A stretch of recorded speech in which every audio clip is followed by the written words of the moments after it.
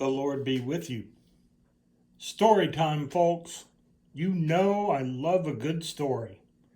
Did I ever tell you about the time early in my ministry when, on her way out, a woman said to me in a very nasty tone, "I'm not coming back. I don't like the way you preach. All you do is tell stories."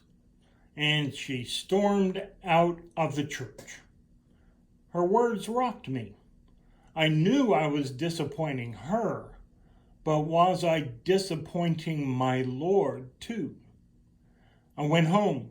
I had to find out how Jesus preached.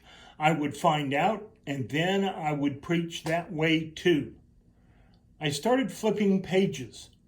The prodigal son, the pearl of great price, the good Samaritan, a servant forgiven by a king who refused to forgive a fellow servant, a farmer who has enemies, who sows weeds in his wheat field, another farmer who grows a full crop without much of any effort at all. Okay, you told a lot of stories, Jesus, but I need to see one of your sermons. Show me your sermons. I flipped through a few more stories before it finally dawned on me. Jesus was preaching when he told stories. Jesus preached by telling stories. No, that lady didn't like the way I preached, but after looking through the Bible, I'm pretty sure that she wouldn't have liked hearing Jesus preach either. So story time, folks. One night in the late 19th century, it was very nasty and stormy as heavy rains lashed at a small hotel in Philadelphia.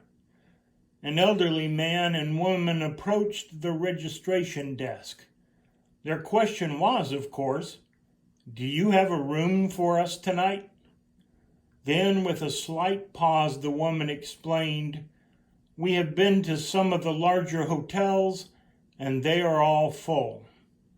The clerk, named George C. Bolt, explained that there were several conventions in town at the time, and indeed no rooms were available anywhere in Philadelphia that night.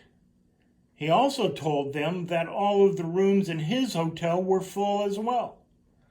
But the clerk quickly added, "I wouldn't feel right about turning you out on such a nasty night. Would you be willing to sleep in my personal room?" The couple was taken back at the generous offer and didn't know how to respond. The young man insisted that he would be able to get along just fine if only they would use his room. The next day, as the elderly couple was checking out, the man told the young clerk, "You are the kind of man who should be the manager of the best hotel in the country. Maybe someday I'll build one for you." They all smiled at the little joke, and then the clerk helped them carry their bags outside to load them in their car.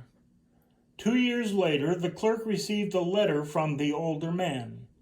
The clerk had almost forgotten the incident, but the letter recalled to his mind that night all that had happened. The letter included a round-trip ticket to New York City, along with a request that he come and be their guest for a visit. When the young clerk reached New York City, there to meet him was the elderly couple. The man drove them to the corner of 5th Avenue and 34th Street and pointed to a beautiful new building. It was like a palace of reddish stone with turrets and watchtowers like a castle. The older man said, "That is the hotel I have built for you to manage." "You must be joking," the young man said. He couldn't believe what he had heard. The older man said, "I am not joking," and he simply stood there and smiled. The young man asked, "Who are you that you can do this?"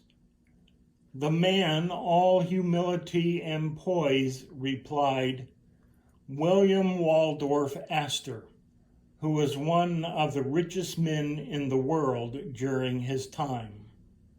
The hotel he had built was the original Waldorf Astoria of New York City, the hotel made just to return a kindness given. I do hope that everyone who is listening knows that we can never earn our way into heaven. Good works won't get us in.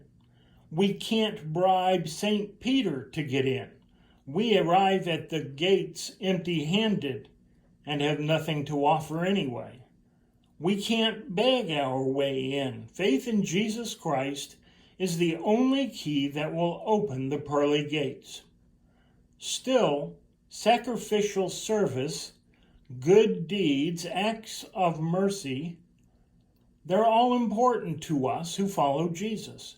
Going the extra mile, doing unto others what we would have them do unto us, finding a place for those in need, especially when there is no room in the inn. Jesus said, he or she who would be greatest, let them serve. And Jesus also said that he had come to not to be served, but to serve. And doesn't the Bible have something to say about mansions too? Maybe this story isn't just about George C. Bolt. Amen.